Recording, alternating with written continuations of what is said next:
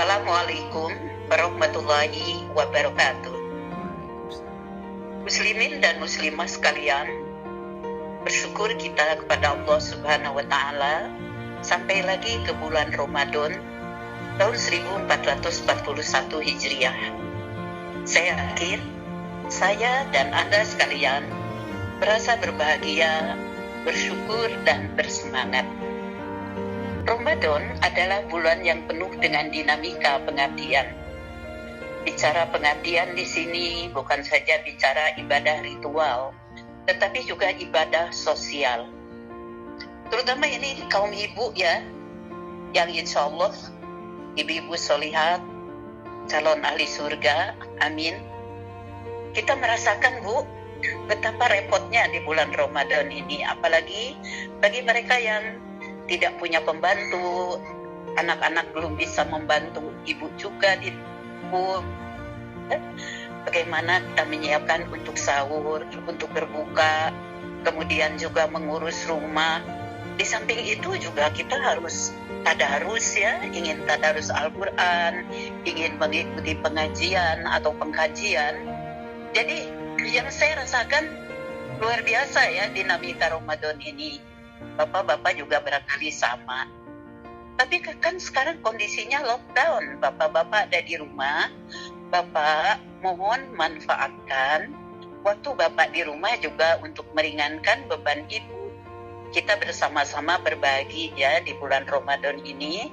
Biar yang dapat pahala banyak bukan ibu saja, tetapi juga Bapak. Nabi SAW di bulan Ramadan ini, kata para sahabat, begitu semangat, begitu beliau itu katakan saja dinamis ya untuk berbuat baik. Kecepatan beliau berbuat baik itu, kata para sahabat, bagaikan angin berhembus. Ya, jadi muslimin dan muslimat sekalian, maaf ini orang yang merujuk kepada hadis yang berbunyi, in sabaha ahadun aw jahila alaih fakul inni so'im. Kalau ada orang yang memulai mengganggu kita atau bertindak bodoh ya pada kita, melecehkan atau apa, jangan ladeni, sabda Nabi SAW. Ya, sadarilah bahwa aku sedang saum. Ya, itu bukan hanya sekedar lisan, tapi kesadaran kita ya yang tumbuh dari hati. Gak diladenin deh kayak gitu. Itu kalau berbicara hal tersebut berkaitan dengan diri kita, di mana diri kita pribadi yang menjadi objeknya. Tapi kalau berbicara ada ancaman agama, Ramadan itu perang loh. Perang Badar gitu ya, perang-perang besar itu, Futuh Mekah itu pada bulan Ramadan kayak gitu. Malah seorang ustadz mengatakan kaum musyrikin pada waktu dulu itu menyengaja ya bulan Ramadan itu menantang perang pada kaum muslimin karena mereka kan sedang saum. Tapi tidak begitu. Muslimin wa muslimat sekalian, Ramadan itu semangat untuk berbuat baik meningkat. Saya membaca hal itu di sebuah majalah berita mingguan. Ya, katanya ada sebuah penelitian di pabrik garment di Bandung. Ternyata produk ya hasil capaian para karyawati itu di bulan Ramadan itu jauh lebih besar ketimbang bulan-bulan biasa. Jadi mereka itu sangat-sangat bersemangat. Nah, sekarang pun saya lihat ibu-ibu ya, misalnya ibu-ibu dari Asia atau katakan saja para dokter, para tenaga kesehatan, para pejabat, para petugas ya, polisi, TNI, petugas kebersihan semuanya.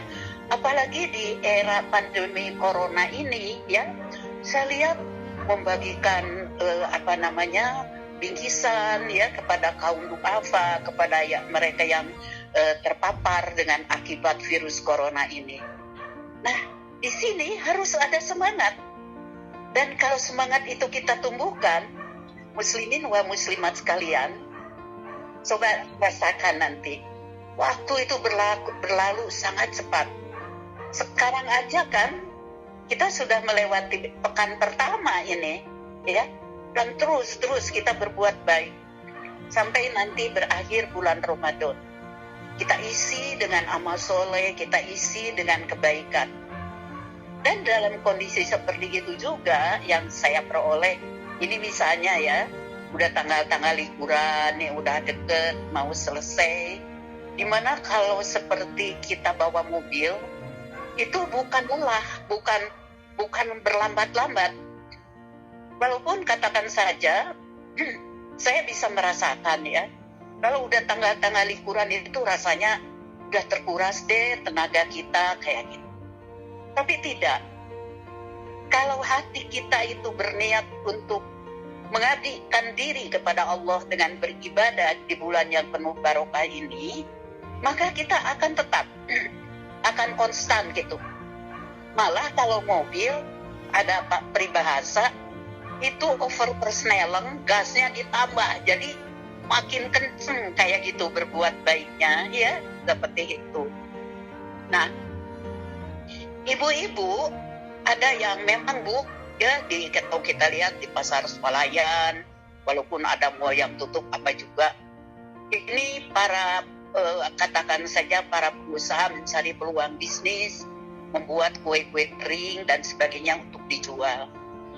Tapi kalau uang kita terbatas dan juga untuk mendidik anak-anak perempuan kita di rumah, lebih baik bikin ya. Nah, pas bikin kalau keanehnya kesorean, bagaimana ini?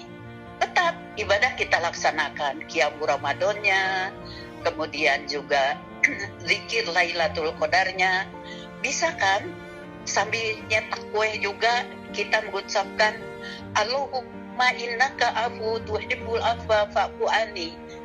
Atau Anda menjahit, maaf nih kalau ukuran kayak saya paling susah beli baju jadi, mungkin XL juga belum masuk, kadang-kadang ya ke bawahnya masuk gitu, tapi di pundak kepanjangan.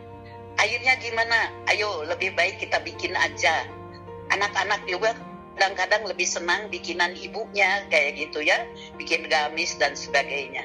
Nah, ada ibu yang komplain, ibu pekerjaan saya banyak, gimana saya harus berzikir? Apa nggak bisa ya kalau sambil menjahit baju juga kita mengucapkan Allahumma innaka afu tuhibbul afwa fa'fu anni? Bisa insya Allah ya. Jadi jangan di bulan Ramadan ini kita bersantai. Kalau ingin kita mendapat pahala yang besar, ingin lebih mendekat atau takarub kepada Allah, banyaklah berbuat baik. Santuni kaum duafa kayak gitu ya. Buat nanti mereka pada saat mal itu berbahagia. Saya tersentuh ketika Nabi SAW kedatangan seorang perempuan tua yang disebut saja itu armalah. Armalah itu janda yang sudah tua, miskin lagi. Walaupun punya anak, tetapi anak-anaknya juga perlu untuk keperluan mereka, jadi tidak bisa berbagi misalnya dengan ibundanya. Nabi SAW bersabda, barang siapa yang mengurusi atau peduli kepada armalah, itu pahalanya seperti jihad fisabilillah. Nah, ini kabita enggak nih ya. Armalah itu datang setelah uluk salam dan dijawab oleh Nabi SAW. Dia mengatakan, besok hari raya ya Rasulullah? Ya, sabda Nabi SAW. Ya, kalau ini mah dengan bahasa saya ya, mah udah punya apa? Justru mah kesini barangkali Rasulullah punya sesuatu. Nabi SAW mencari ke kamar Siti Aisyah. Di sana ada sepasang selop yang baru, senal barangkali ya. Nah, coba dulu. Nah, cukup enggak? Cukup. Nah, kalau cukup mah bawa aja buat besok ya. Aduh, ibu itu, armalah itu sangat bahagia. Kalau Anda mungkin baju atau apapun ya, bahagiakan mereka. Pak Siti Aisyah malam-malam ada di rumah karena tadi waktu armalah itu datang, Siti Aisyah sedang keluar kalau kita ibu-ibu kan katakan saja membeli keperluan dapur dan sebagainya. Nah, Siti Aisyah mencari-cari, Rasulullah, adakah Tuhan mendapati sebuah bungkusan yang di dalamnya adalah selop ya atau sendal itu. Astagfirullahaladzim, sabda Rasulullah SAW. Aku lupa mengatakan kepadamu Aisyah, tadi ada seorang armalah datang ke sini minta sesuatu. Kulihat itu sendal dan ketika dicoba itu pas dengan kakinya, kusuruh dia membawa untuk dipakai esok hari. Aisyah, seandainya engkau tidak pakai baju baru pun esok hari atau tidak memakai sendal yang baru, orang akan tetap menghormatimu karena engkau adalah istriku. Tetapi armalah tadi, bayangkan, tatkala orang ganti baju, tatkala orang ganti selop baru misalnya, dia tidak berganti itu. Betapa kecil hatinya, betapa sedih hatinya. Kata Siti Aisyah, aku nggak apa-apa kok Rasulullah, senang saja, kayak gitu. Nah, adakah Anda juga peduli kepada kaum duafa, kepada yatim?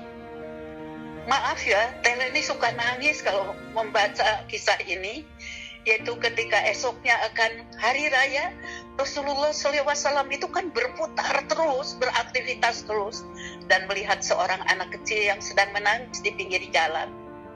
Nah, kenapa engkau menangis? Tanya Nabi SAW.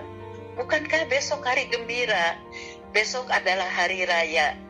Kita memakan makanan yang istimewa dan berpakaian yang bagus.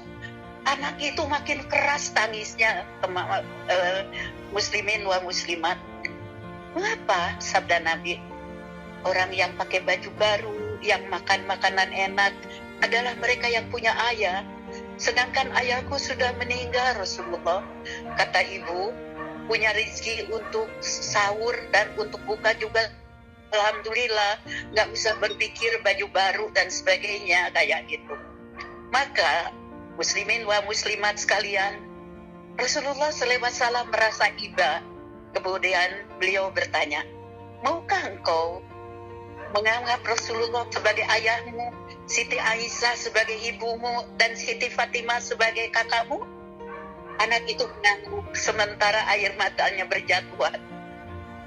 Maka dibawalah Rasulullah SAW anak itu ke rumah beliau, dijunjung gitu ya di pundak beliau. Nah, adakah kita juga peduli seperti itu di bulan Ramadan ini? Anda banyak makanan, Anda bisa beli baju kapanpun, tapi ada orang menangis ingin beli baju, ingin makanan yang enak pun tidak ada duitnya, bisa makan sudah syukur. Muslimin wa muslimat sekalian, mari kita isi Ramadan ini dengan dinamika kebaikan. Mengisi Ramadan dengan dinamika kebaikan, Allah kita maya cuma biasa-biasa aja. Zaman Nabi mah sampai mempertaruhkan nyawa, mempertaruhkan keselamatan. Coba kita lihat bagaimana dulu Saifuddin Al-Qutuz memerangi tentara Mongol di Ain Jalut dan Allah memenangkannya. Bagaimana dulu Tariq bin Ziyad berlayar sampai mendarat atau berlabuh di pantai Spanyol. Dan semuanya itu di bulan Ramadan. Jadi tolong, Ramadan itu bukan bulan Anda santai saja ya.